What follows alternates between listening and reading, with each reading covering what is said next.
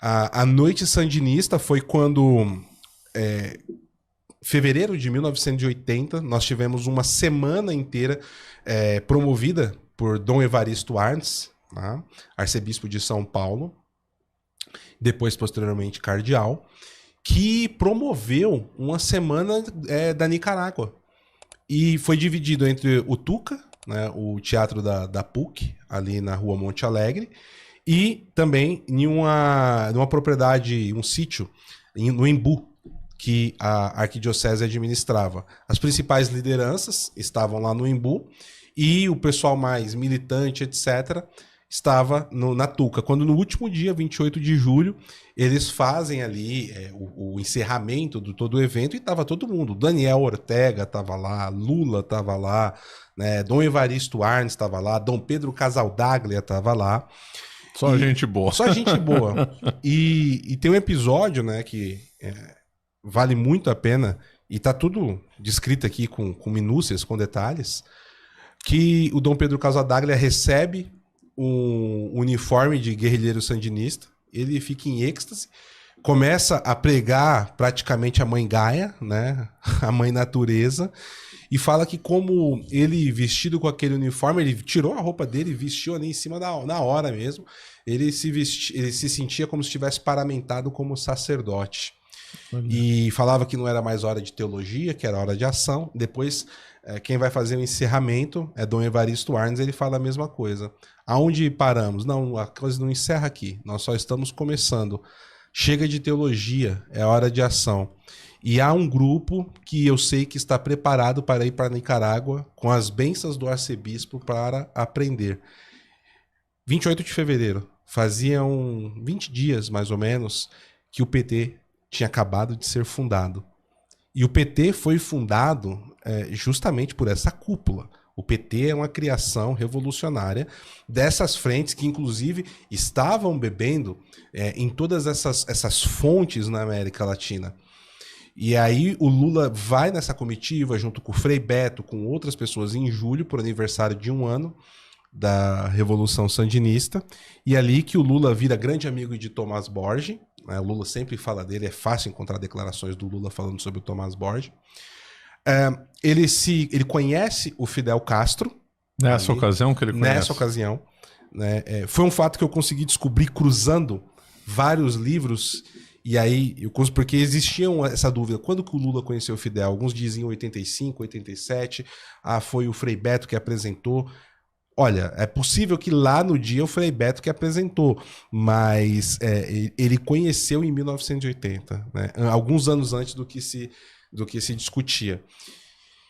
E toda essa organização das comunidades eclesiais de base da Nicarágua serviu de modelo para o restante da América Latina e para o movimento de infiltração da teologia da libertação no Brasil. E a partir daí que a coisa começa a fomentar e eles começam a ter a força que eles tiveram em todos os anos 80. Foi que começou a Guerra Civil no El Salvador ou foi em outro tempo? Eu não sei responder com certeza agora, mas é mais ou menos nessa época, a Guerra Civil de El Salvador. Então, assim, a teologia da libertação ela começa a ser espalhada com aquela organização estrutural das comunidades eclesiais de base a partir da experiência aplicada na Nicarágua. A Nicarágua ela é fundamental. Se tem 4 países que são fundamentais para o Foro de São Paulo e para todo o movimento revolucionário de esquerda na América Latina até hoje, é Nicarágua, Venezuela posteriormente, Cuba e Brasil. E a ordem seria Cuba, Nicarágua, Venezuela e Brasil. Historicamente, né? Seria nessa ordem o processo de entrada e de importância. Só que o Foro de São Paulo ele vai nascer propriamente dito em 1990. Existia já negociações para a criação de uma organização como essa. Essas reuniões aconteciam no Mosteiro de Taici, tá? Aqui em Dayatuba, com a organização de agentes cubanos que visitavam membros do clero de esquerda. Eu fiz uma palestra em BH esse domingo, professor, no Instituto Católico, E uma das dificuldades que eu falei lá na palestra é como você classifica a esquerda católica? Não, esse pessoal não é católico. Eles não são católicos. Não são católicos. Né? Hereges, né, dentro da igreja, enfim. O ponto é, essas reuniões estavam acontecendo e eles já tinham a intenção de criar um sistema de organização de todas as frentes de esquerda. Porque as pessoas falam, não, o Foro de São Paulo. Não, é um grupo que se reúne e sai as diretrizes. Sai, sim, é isso. Mas existe muita dissidência, existe muita, e já existia muita briga e uma dificuldade de organizar. Qual que é o papel da União Soviética? A União Soviética já tinha acabado nessa época, mas nesses anos 80 a União Soviética não ficou interessada nessa organização e tal? Sim e não, porque a União Soviética ela já estava afundada em diversos problemas, né? Na primeira metade dos anos 80 nós tivemos as diversas mortes de secretários gerais, né? Foi um atrás do outro. Depois disso, no meio disso, nós tínhamos a guerra do Afeganistão que estava drenando. E termina ali praticamente com o acidente em Chernobyl, que terminou de acabar com os cofres que já estavam com muita dificuldade da União Soviética. Depois a queda do Muro de Berlim. A União Soviética não aguentou mais 2 anos depois disso. Né? Então, assim, ela já estava com muitos problemas e eles já estavam percebendo esse movimento, porque o dinheiro já estava começando a ficar escasso. Então, Cuba precisava encontrar outros meios de se sustentar. De financiamento. Que não tem nada a ver aqui com o livro, mas eu recomendo. Tem um documentário no Netflix chamado Cameraman. De um sujeito um americano, ele comunista, nos anos 70... Você recomendou, chama Cameraman mesmo? Cameraman. Eu já recomendei da outra vez, mas pode falar para quem não ouviu. Sim, ele vai para Cuba, você é comunista, vai para Cuba. Ele falou, então eu vou. Pegou a câmera dele e foi para Cuba. E ele começou a ir para Cuba praticamente primeiramente anualmente, depois ele foi dando intervalos, mas ele foi sempre. O documentário é de 2016. Então você tem registros em primeira pessoa de vídeos dele de 1976 até 2016. E você vai percebendo como no final dos anos 80, começo dos anos 90, a situação em Cuba começa a piorar muito. E ele conhece pessoas, faz amizade, volta anos depois para ver o que aconteceu com essas pessoas. Ele acaba ficando íntimo do Fidel, chega a viajar com o Fidel para uma reunião nas Nações Unidas em Nova York, entrevistando o Fidel. É muito interessante, é muito interessante. É uma testemunha ocular e você consegue ver, né, esse paralelo, a decadência que vai acontecendo. Então, só que qual que foi o ponto escolhido? Se o Lula não vencesse as eleições de 89, aí eles iriam criar esse organismo. Tá? Então, já existia um movimento de agentes cubanos no mosteiro de Itaici, troca de carta. Tem uma carta aqui de saudação pelo 30º aniversário da Revolução Cubana, que Dom Evaristo Arns manda para Fidel Castro, né? E o Fidel Castro, envaidecido, coloca no grama. E isso daí, reza a lenda que Dom Evaristo Arns ficou possesso. Porque a coisa ficou pública, né? Ficou pública. Aqui, ó. Cadê? Fidel religioso. Deixa eu só ver se eu encontro aqui, ó. Não, tá um pouquinho mais pra frente. Deixa eu só ver aqui se eu encontro, porque essa carta do Dom Evaristo Arns é sensacional. Obrigado, Fidel, por deixar aí pra gente o registro histórico.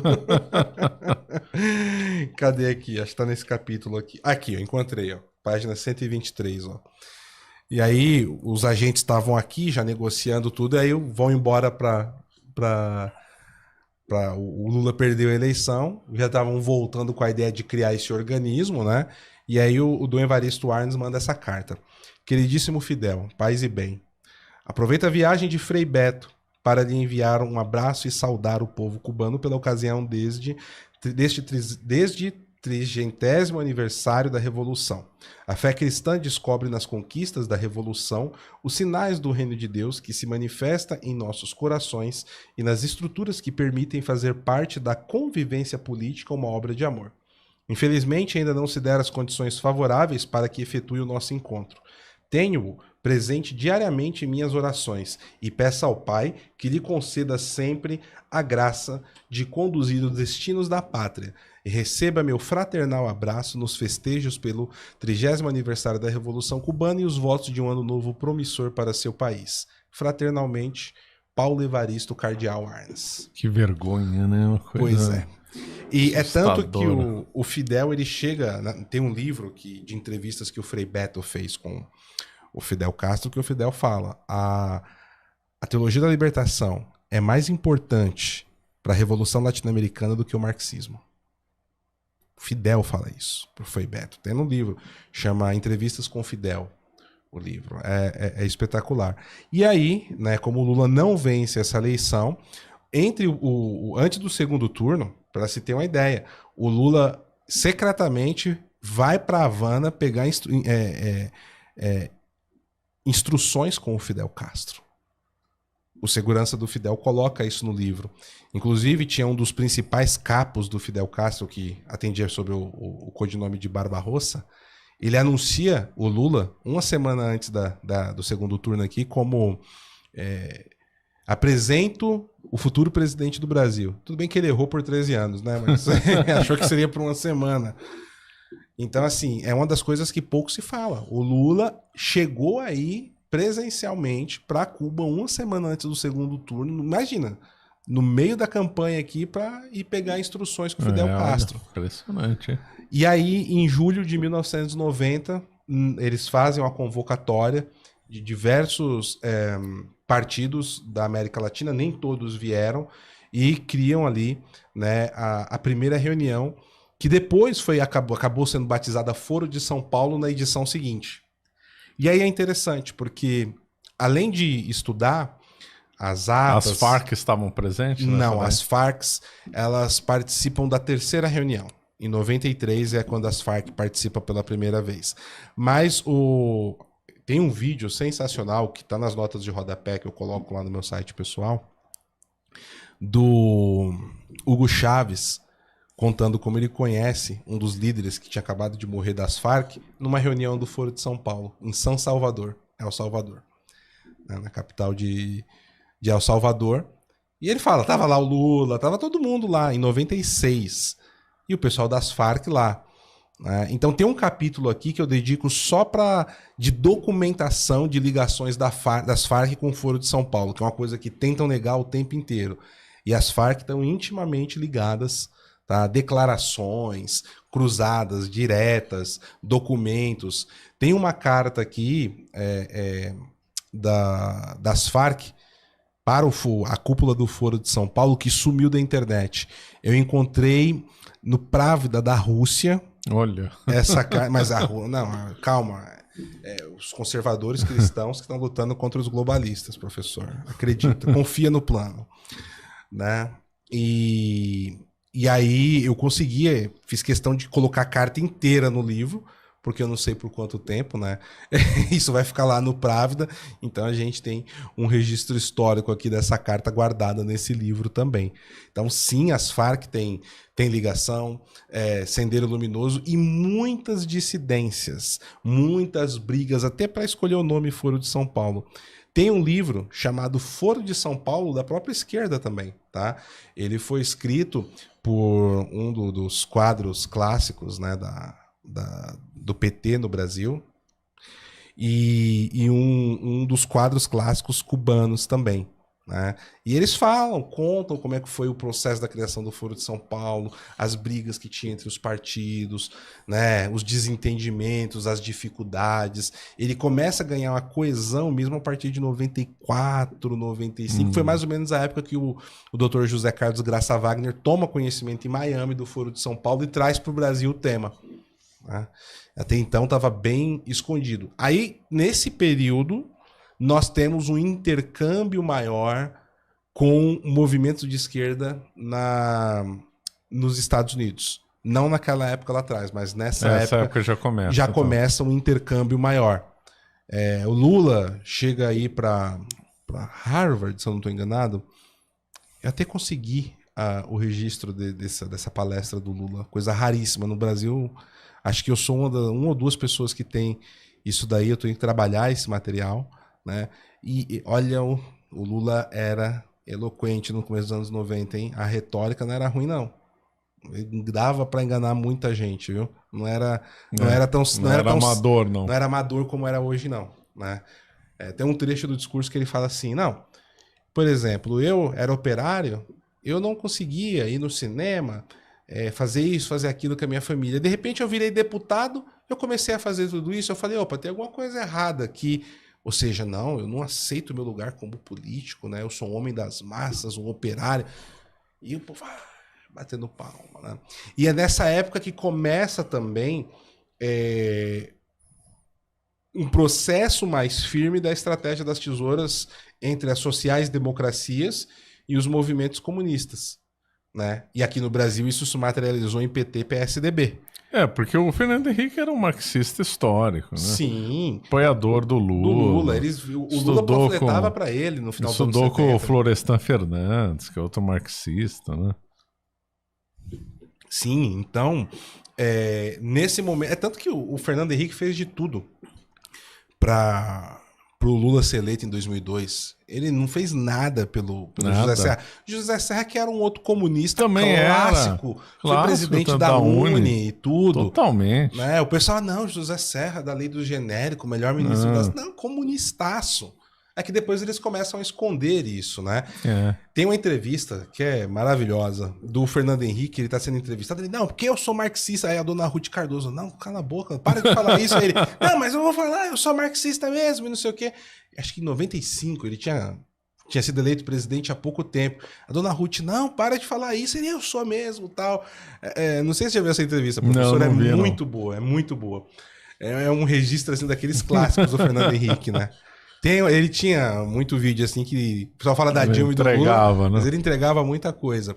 Tem uma passagem que eu coloco aqui no livro, quando o Lula foi eleito em 2002, aqui eu até mostro que o Lulinha Paz Amor era uma estratégia do Foro de São Paulo, não foi nada criado aqui. O primeiro Paz e Amor foi o Hugo Chávez em 98. Né? E eu mostro, né, tem até registro para vídeo também, tem registro de vídeo do Lula Paz e Amor, só que 3, 4 anos antes do Hugo Chávez Paz e Amor. E você vê que o Lula foi um Ctrl-C, Ctrl-V do Hugo Chávez. Aí o pessoal fala, não, porque eu fui marqueteiro. O marqueteiro ambientou a coisa para o Brasil, ok, mas o processo já veio de cima, né? Primeiro foi o Chavinho Paz e Amor, depois veio o Lulinha Paz e Amor. Você acaba de assistir um corte do Caravelas Podcast. Na tela está aparecendo o episódio completo e outro corte. Muito obrigado pela atenção.